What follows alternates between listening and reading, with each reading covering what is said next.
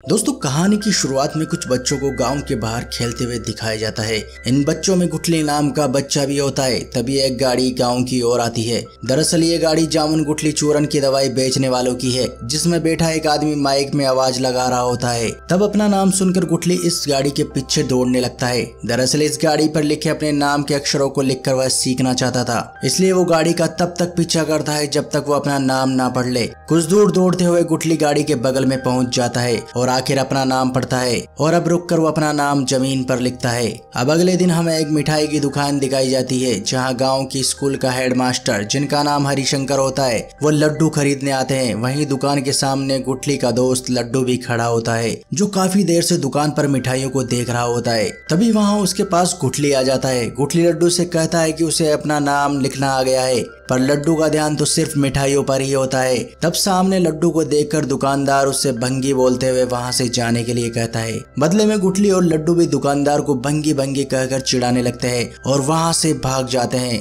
यह सारा माजरा वहां खड़ा हरिशंकर देख रहा होता है, जिसके बाद वो दुकानदार से कहता है कि उसे बच्चों से ऐसा नहीं कहना चाहिए। जो शब्द वो बच्चों से बोल रहा है वो कानून के खिलाफ है। ऐसा कहकर हरिशंकर घानू के साथ वहां से जाने लगता है। वहीं उनके साथ हाथ में लड्डू के डिब्बे देखकर उनका पीछा करते हुए गुठली और लड्डू भी स्कूल तक पहुंच जाते हैं। गुठली लड्डू से कहता है कि वो पहले पढ़ाई करेंगे, उसके बाद लड्डू खाएंगे। इसके बाद गुठली और लड्डू दोनों क्लास के बाहर खिड़की से क्लास में झांकने लगते हैं, पर मास्टर की नजर उन पर पड़ने पर वो उन्हें वहां से भगा देता है। जिसके बाद ये दोनों फिर से दूसरी क्लास की ओर चले जाते हैं। गुठली वहां पड़े एक पेड़ के डाल पर चढ़कर क्लास में पढ़ा रही टीचर को ध्यान से सुन रहा होता है। क्लास में टीचर बच्चों से एक सवाल पूछती है कि आसमान में तारे क्यों टिमटिमाते हैं, पर क्लास में मौजूद बच्चों में से कोई भी बच्चा इस सवाल का जवाब नहीं दे पाता है। वहीं खिड़की के बाहर खड़ा गुठली अपना हाथ ऊंचा करता है और जब टीचर की नजर उस पर पड़ती है तो वही सवाल वो उससे करती है। जिसके बाद टीचर के उस सवाल का जवाब गुठली बड़ी आसानी से दे देता है।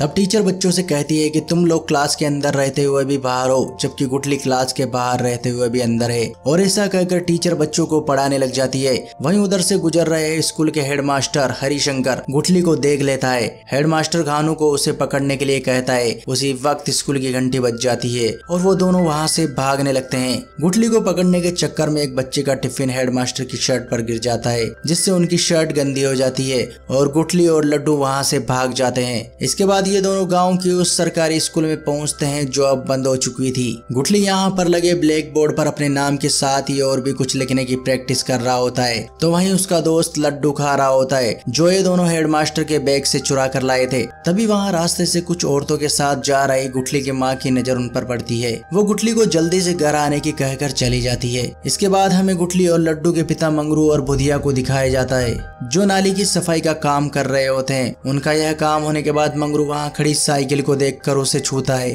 पर तभी उसे साइकिल के हाथ लगाते हुए वो औरत जिसने उन्हें यहाँ सफाई के लिए बुलाया था वो देख लेती है और मंगरू को बुरा भला कहते हुए उसे पैसे लेकर वहाँ से चले जाने के लिए कहती है। इसके बाद मंगरू और बुधिया वहाँ से चले जाते हैं। अब सीन शिफ्ट होता है और हम देखते हैं कि गुठली की माँ गुठली को मारते हुए घर की ओर ला रही है। उसे घर में लाने के बाद वो उससे कहती है कि अगर वो स्कूल गया तो वो उसकी टांगे तोड़ देगी। जिसके बाद गुठली कहता है कि उसे पढ़ना है। यह सुनकर उसकी माँ उसे समझाने लगती है कि वो ऐसी जाति से है जिनका काम घर के बाहर की सफाई करने का है, इसलिए उन्हें पढ़ाई का अधिकार नहीं है। तभी मंगरू भी घर आ जाता है। तब गुठली अपने पिता से पूछता है कि जो लोग घर की सफाई करते हैं वो घर के भंगी हैं क्या। गुठली का यह सवाल सुनकर मंगरू चुप रह जाता है और यह कहकर वहाँ से चला जाता है कि इस सवाल का जवाब उसकी माँ बताएगी। अगले दिन सुबह मंगरू और बुधिया अपने काम के लिए शहर की ओर निकल पड़ते हैं। रास्ते में वो दोनों चाय की एक दुकान पर रुकते हैं। जब चाय वाला उन्हें चाय डालता है तो मंगरू के कप से चाय टपकने लगती है। ऐसे में मंगरू चाय की दुकान पर रखे गिलास को उठा लेता है। यह देखकर चाय की दुकान वाला वहाँ रखे गिलास को जमीन पर पटक देता है और मंगरू को बेरहमी से मारता है। अब सीन यहाँ से शिफ्ट होता है और हम देखते हैं कि 15 अगस्त के इस अवसर पर स्कूल का मालिक चौबे बच्चों को भाषण दे रहा होता है। वो बताता है कि जल्द ही यह स्कूल 12वीं तक परिवर्तित होने वाला है। अपने भाषण में वो सभी के लिए शिक्षा के अधिकार की भी बात करता है। तभी वहाँ खड़ा गुठली पीछे से कहता है कि फिर उसे पढ़ने से क्यों रोका जाता है। गुठली की यह बात सुनकर चौबे उसे अपने पास बुलाता है और गुठली के कंधे पर हाथ रखकर पहले उससे उसका नाम पूछता है। इसके बाद हरिशंकर से पूछता है कि उसे स्कूल में एडमिशन क्यों नहीं दिया। हरिशंकर कहता है कि वो भंगी है। यह सुनते ही चौबे जी के हाव भाव बदल जाते हैं और वो गुठली को यह कहकर वहाँ से भेज देता है कि उसका एडमिशन हो जाएगा। खैर यह सुनकर गुठली खुश होकर वहाँ से चला जाता है। वहीं चौबे हरिशंकर से कहता है कि पहले क्यों नहीं बताया, और कहता है कि नीच जाति का कोई भी व्यक्ति यहाँ नहीं आना चाहिए। इसी के साथ गणतंत्र दिवस का प्रोग्राम समाप्त हो जाता है। अगले दिन रोजाना की तरह मंगरू नगर निगम ऑफिस पहुँचता है, जहाँ एक अफसर उसकी चोट के बारे में पूछता है। मंगरू बताता है कि उसने गलती से चाय की दुकान पर गिलास को छू लिया था। ऐसा सुनकर अफसर वहाँ एक कर्मचारी से मंगरू को चाय पिलाने के लिए कहता है। मंगरू पहले तो घबराता है, पर दोबारा अफसर के कहने पर चाय का कप उठा लेता है। तब वो अफसर कहता है कि तुम्हारी जात में और मेरी जात में कोई ज्यादा फर्क नहीं है। मैं पढ़ लिख गया इसलिए मैं अफसर बन गया, नहीं तो मैं भी तुम्हारी तरह ही होता। यह कहकर अफसर वहाँ से चला जाता है। अगली सुबह एक खेत से गुजरते हुए गुठली अपने दोस्त लड्डू को बताता है कि गणतंत्र दिवस के दिन एक साहब ने उसका एडमिशन स्कूल में करने को कहा है, पर वो हरी ऐसा नहीं होने देना चाहता। यह कहते हुए उसकी नजर खेत में लगे पुतले को पहनाई गई स्कूल की शर्ट पर पड़ती है। वहीं दूसरी ओर घर पहुंचने पर मंगरू अपनी पत्नी को नगर निगम के ऑफिस वाली सारी घटना बताता है और कहता है कि पढ़ाई लिखाई से ही इंसान को इज्जत मिलती है, इसलिए मैं भी अपने बेटे को पढ़ाऊंगा लिखाऊंगा। पर यह बात सुनकर मंगरू की पत्नी रनिया कहती है कि गाँव में जो सरकारी स्कूल था वो तो बंद हो चुका है, और जो दूसरा स्कूल है वो भी नहर के पास 7 कोस दूर है। हम इतनी दूर अपने बच्चे को नहीं भेजेंगे। तब मंगरू कहता है कि हम गुठली को यहीं पढ़ाएंगे, चौबे जी की स्कूल में। यह सुनकर रनिया कहती है कि तुम पागल हो गए हो क्या, वह ऊंची जाति वाले लोगों का स्कूल है, और वैसे भी उस स्कूल के चपरासी आए दिन गुठली की शिकायत लेकर यहाँ आते रहते हैं कि उसे उस स्कूल में जाने से रोको, और तुम उसी स्कूल में एडमिशन की बात कर रहे हो। लेकिन मंगरू डिसाइड कर चुका था। वो कहता है कि कल वह हेडमास्टर से बात करेगा। अगले दिन सुबह गुठली स्कूल की वही शर्ट जो उसने खेत में लगे पुतले से उतारी थी उसे पहनकर स्कूल में पहुंच जाता है। आज गुठली अपने आप में इतना मग्न होता है कि वह सीधे स्कूल की एक क्लास में चला जाता है। गुठली पहले तो कुछ देर तक यहाँ लगे ब्लैक बोर्ड और चित्रों को निहारने लगता है, और उसके बाद क्लास में एक बेंच पर बैठकर किताब खोलकर देखने लगता है। तभी वहाँ गुठली का पिता मंगरू पहुँच जाता है। मंगरू को देखकर घानू से टॉयलेट साफ करने के लिए कहता है, पर आज मंगरू अपने बेटे के एडमिशन की बात करने आया था। हेडमास्टर हरिशंकर के आने पर मंगरू गुठली के एडमिशन की बात करता है। तब हरिशंकर कहता है कि स्कूल की साल की फीस 3000 है और 2-3 हजार रुपए का खर्चा यूनिफॉर्म का अलग से होगा। तुम इतने पैसे कहाँ से लाओगे? हरिशंकर की यह बात सुनकर मंगरू सोच में पड़ जाता है और मुड़कर जाने लगता है। लेकिन क्योंकि मंगरू डिसाइड कर चुका था कि वह अपने बेटे को इसी स्कूल में पढ़ाएगा, और इसीलिए वो हरिशंकर से फीस का इंतजाम करने के कहकर उसके पैरों में गिर जाता है। तब हेडमास्टर हरिशंकर मंगरू से कहता है कि ठीक है, तुम्हारे बेटे का एडमिशन हो जाएगा, और यह सुनकर मंगरू वहाँ से चला जाता है। मंगरू के जाने के बाद घानू हरिशंकर से कहता है कि आखिर तुम उसे कैसे स्कूल में एडमिशन दोगे? तब हरिशंकर कहता है कि चौबे जी इसका एडमिशन होने ही नहीं देंगे। यह सारी बातें क्लास में बैठा गुठली सुन रहा था, और तब गुठली क्लास से बाहर आकर हरिशंकर से कहता है कि तुम झूठ बोलते हो, तुमने मेरे पिता से झूठ बोला है, तुम मेरा एडमिशन स्कूल में नहीं करना चाहते, मैं सिर्फ पढ़ना चाहता हूँ। और यह कहकर गुठली वहाँ से चला जाता है। एक तरफ मंगरू जहाँ अपने बेटे के लिए पैसों का इंतजाम कर रहा होता है, वहीं दूसरी ओर धनिया अपने बेटे लड्डू को काम पर लगाने की सोच रहा होता है। वह अपने बेटे से कहता है कि वह काम करेगा तो 2 पैसे घर में आएंगे। तभी गुठली वहाँ आकर लड्डू से खेलने के लिए कहता है, पर लड्डू खेलने जाने से मना कर देता है और कहता है कि आज से वो भी अपने पिता के साथ काम पर जाएगा और पैसे कमाएगा। अगली सुबह हरिशंकर के पास एक कॉल आती है, जिसके बाद वह चौबे को फोन करके बताता है कि आज उनकी स्कूल में शिक्षा विभाग के 4-5 लोगों की टीम आ रही है। हरिशंकर स्कूल जाने के लिए तैयार होकर निकलता है तो वह देखता है कि उसका स्कूटर पंक्चर है। वहीं पीछे की ओर खड़ी एक स्कूटी के पीछे से गुठली यह सारा नजारा देख रहा होता है। दरअसल हेडमास्टर के स्कूटर को उसी ने पंचर किया था।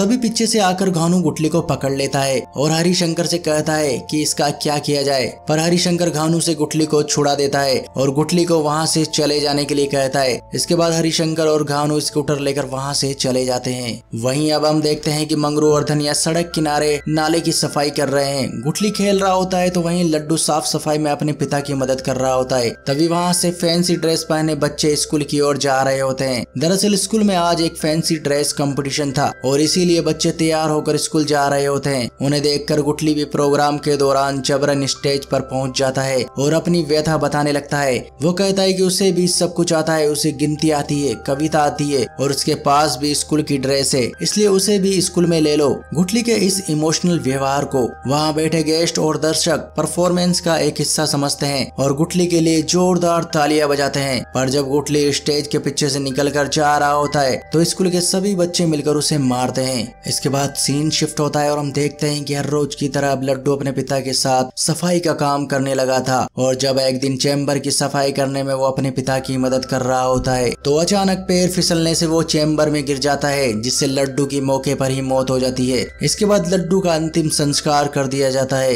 इस घटना के बाद से मंगरू और उसकी पत्नी रनिया बहुत दुखी थे। वो नहीं चाहते थे कि उनका बेटा गुठली भी ऐसी गटर की जिंदगी जिए। गुठली की माँ को भी अब समझ आ गया था कि पढ़ाई ही सब कुछ है और अब वो भी डिसाइड करती है कि वो गुठली को पढ़ाएगी और इतना बड़ा अफसर बनाएगी कि बड़ी जाति वाले लोग उसे सैल्यूट करेंगे। यह कहकर वो अपने बेटे को सीने से लगा लेती है। अगले दिन मंगरू चौबे के घर पहुंच जाता है। वो चौबे जी से कहता है कि धीरे धीरे करके वह अपने बच्चे की फीस जमा करा देगा, मेहरबानी करके मेरे बच्चे का एडमिशन स्कूल में ले लो। लेकिन यह सुनकर पहले तो चौबे मंगरू को भला बुरा कहता है और फिर उसे अपने आदमी से पिटवा देता है। वहाँ खड़ा हेडमास्टर यह सब देख रहा होता है और वो मंगरू को बचा लेता है। अगले दिन बाजार में हरिशंकर मंगरू से मिलकर उसे उनके अधिकारों के बारे में बताता है। वह कहता है कि संविधान ने सभी को शिक्षा का अधिकार दिया है। मास्टर जी की ये बात सुनने के बाद मंगरू अगली सुबह गांव के लोगों को इकट्ठा करके उनके अधिकारों के बारे में बताते हुए उन्हें जागरूक करने की कोशिश करता है, पर मंगरू की बात पर किसी को यकीन नहीं होता। गांव वाले कहते हैं कि हेडमास्टर खुद ऊंची जाति का है तो वो हमारी मदद क्यों करेगा। पर मंगरू और बुधिया की बात मानकर अगले दिन गांव के सभी दलित लोग शिक्षा विभाग के अधिकारी की गाड़ी का रास्ता रोक कर खड़े हो जाते हैं और जैसे ही शिक्षा अधिकारी वहां आता है तो वह उन्हें बताते हैं कि इस स्कूल में उनकी जाति का एक भी बच्चा नहीं है। यह सुनकर शिक्षा अधिकारी चौबे जी के दफ्तर में पहुंचते हैं और गुस्से में उसे कहते हैं कि वह सिर्फ संविधान की सुनते हैं। पर चौबे उनसे कहता है कि तुम्हारी रिटायरमेंट में 7 महीने ही बाकी है। दरअसल चौबे की जानकारी राजनीतिक लोगों से भी थी और इसलिए वो अधिकारी चुपचाप वहां से निकलकर मंगरू और गांव वालों को कोई जवाब दिए बगैर वहां से चला जाता है। जिसके बाद गांव वाले मंगरू से कहते हैं कि उन्होंने इस पर यकीन करके गलत किया। पता था कि यहाँ आने पर कोई फायदा नहीं है, उल्टे हमारे एक दिन की छुट्टी हो गई। यह सुनकर मंगरू अपने घर चला जाता है। घर पहुंचने पर मंगरू अपने बेटे से स्कूल में जाकर टॉयलेट साफ करने के लिए कहता है, पर मंगरू के मुंह से ये बात सुनकर रनिया चौंक जाती है और कहती है क्यों मजाक कर रहे हो। तब गुस्से में आकर मंगरू गुठली की स्कूल की शर्ट जलते हुए चूल्हे में फेंक देता है। हालांकि उसकी पत्नी रनिया शर्ट को चूल्हे से बाहर निकाल लेती है और मंगरू के एक थप्पड़ जड़ देती है। इसके बाद मायूस होकर दोनों रोने लगते हैं। दूसरी ओर गुठली एक हाथ में झाड़ू और दूसरे हाथ में टॉयलेट साफ करने का औजार लिए स्कूल में प्रवेश करता है। गुठली पहले दिनों की अपेक्षा आज बहुत उदास दिखाई दे रहा था। वह सीधे टॉयलेट में चला जाता है और टॉयलेट साफ करने के बाद पैसे लेकर वहां से चला जाता है। वहीं शाम होने पर हरिशंकर मंगरू के घर जाता है। अब अगले दिन स्कूल में एक प्रतियोगिता का आयोजन किया जाता है और इस प्रतियोगिता से ठीक पहले गुठली के साथ उसके माता पिता भी स्कूल के ग्राउंड में पहुंच जाते हैं। कंपटीशन शुरू होने से पहले हरिशंकर माइक में अनाउंस करता है कि चौबे जी ने आज की इस दौड़ में एक दलित बच्चे को भी शामिल किया है और अगर वो इस दौड़ में जीत गया तो चौबे जी की तरफ से उसे इस स्कूल में फ्री में पढ़ाया जाएगा। यह सुनकर चौबे चौंक जाता है और कहता है कि कौन सा बच्चा, कैसा बच्चा। तब हरिशंकर सामने मौजूद गुठली की ओर इशारा करता है और कहता है कि समझने की कोशिश कीजिए, जब ये नीची जाति के लोग तुम्हारे घर तक आ गए तो सोचो इन्हें सड़क पर उतरने में भी टाइम नहीं लगेगा और ये मीडिया वाले इस बात को उछाल देंगे। हेडमास्टर की बातों में आकर चौबे इस रेस में गुठली को शामिल करने के लिए राजी हो जाता है। यहाँ दौड़ शुरू होने से पहले मंगरू अपने बेटे से कहता है कि तुम तारों की तरह चमक सकते हो, तुम्हें आखिरी लड़ाई लड़नी है और ये रेस जीतनी है। वहीं उसकी माँ उससे कहती है कि इन सब बच्चों के लिए ये एक खेल है लेकिन तुम्हारे लिए तुम्हारी जिंदगी है। इसके बाद वो गुठली के माथे पर अपनी आंख से काजल लगाकर हरिशंकर के साथ भेज देती है। हरिशंकर गुठली को सभी बच्चों के साथ स्टार्टिंग लाइन पर ले जाकर खड़ा कर देता है, पर यह देखकर चौबे तिवारी को बुलाकर उसके कान में कुछ फुसफुसाता है। जिसके बाद तिवारी सभी बच्चों के पेरेंट्स के पास जाकर उनसे कुछ कहता है और तब वे सभी लोग गुठली को उनके बच्चों के पास खड़ा करने पर विरोध करने लगते हैं। जिसके बाद गुठली को उन सभी बच्चों से कुछ कदम पीछे खड़ा कर दिया जाता है और उसकी चप्पलों को उतार कर उसे जूते पहनने को दिए जाते हैं जो उसके पैरों से कहीं ज्यादा बड़े होते हैं। दरअसल यह प्लान चौबे का ही था। वो नहीं चाहता था कि गुठली यह रेस जीते।